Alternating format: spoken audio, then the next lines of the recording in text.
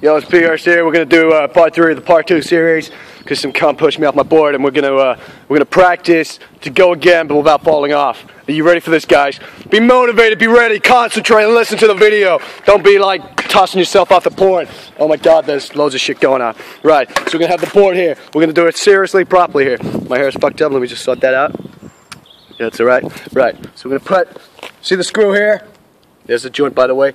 The screw there. We're gonna put the foot there. We're gonna put the foot right there. Then we're gonna push like this, like so.